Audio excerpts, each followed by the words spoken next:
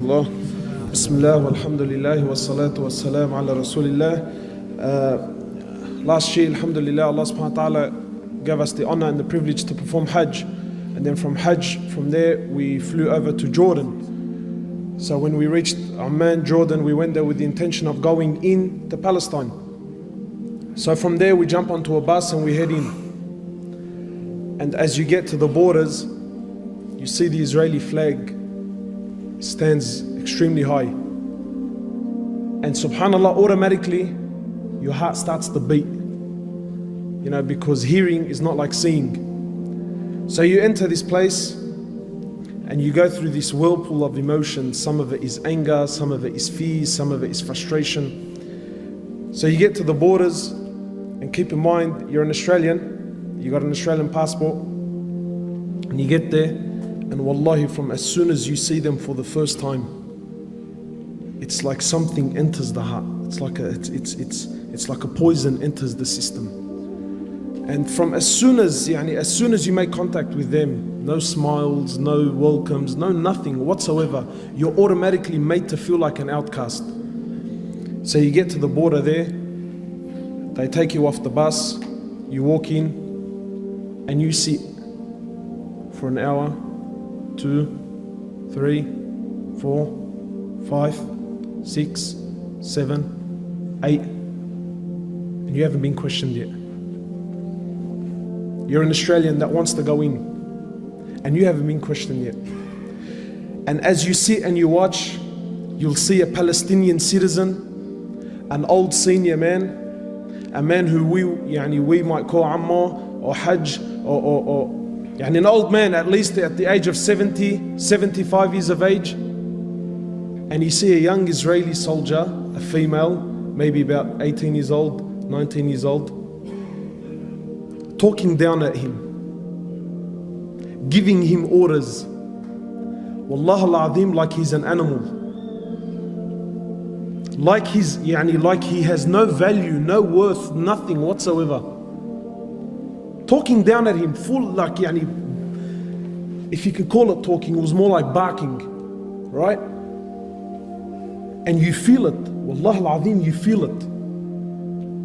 And you sit there and you bite your tongue.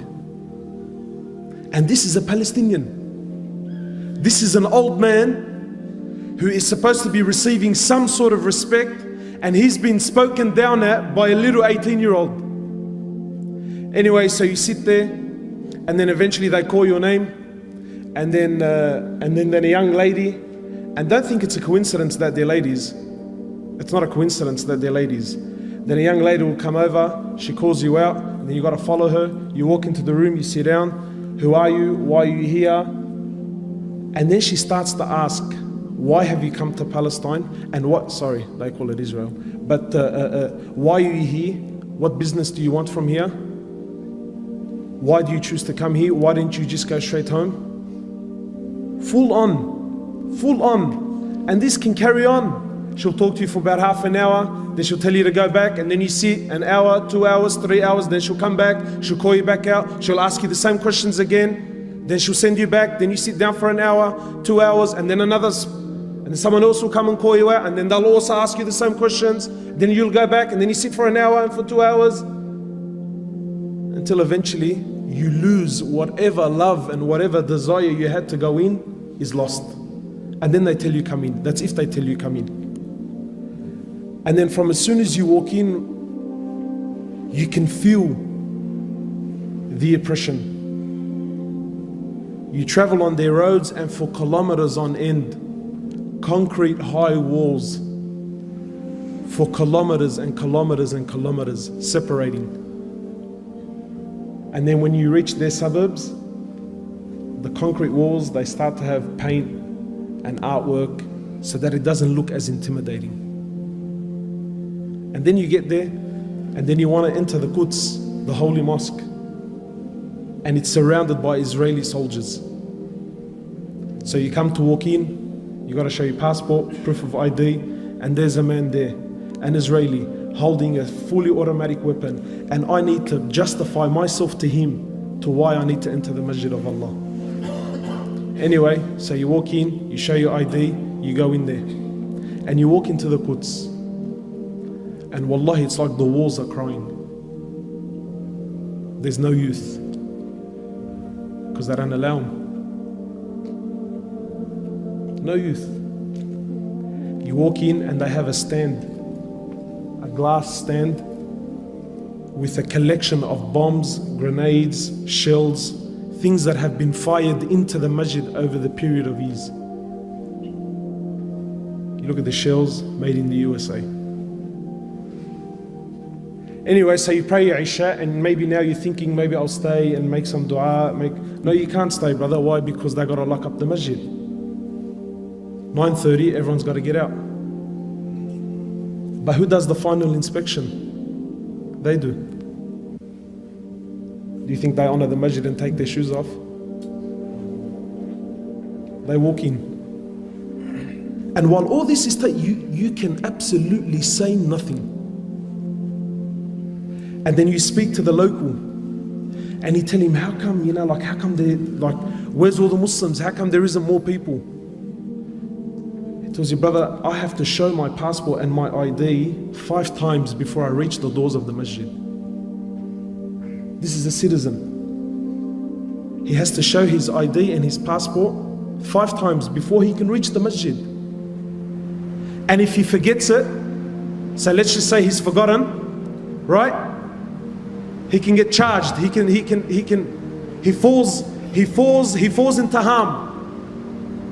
You imagine, in this country, you cannot travel from Lakemba to say Lakemba to Darwich. Say from Lakemba to Darwich. You get stopped twice. This is for the citizen, never mind the tourist. The citizen, his own country, he gets stopped twice, and twice he has to stop, prove who he is, get out of the car. If his wife is with him, she also has to get out of the car. The car's got to get inspected every single day. And if this brother has to go to Darwich twice, 3 times, 4 times, it's the same guard. He's seen him the first time, he's seen him a couple of hours ago. Him, his wife, his kids have to get out of the car and they have to inspect. But it gets worse. It gets worse.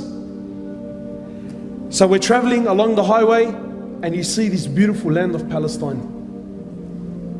And in the midst you see this odd object, this object that has nothing to do with the surroundings. And it's a container. Just a container that's sitting in the middle of bush. You think, how did that possibly get there? You know what it is, brothers? It's Palestinian land that some Jewish person puts his container on there, but it doesn't do anything. And it sits for a month, 2, 3, a year, 2 years, until it becomes normal to you. Until the Palestinians no longer question the container. And then what does he do? He builds a house there. It's become his land. That blunt, it's not, it's bluntly. And you see these little containers everywhere.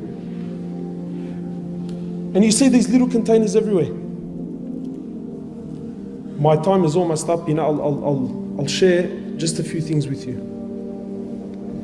When we went to Masjid al-Khalil, that's where our Prophet Ibrahim alayhi salatu wasalam is buried.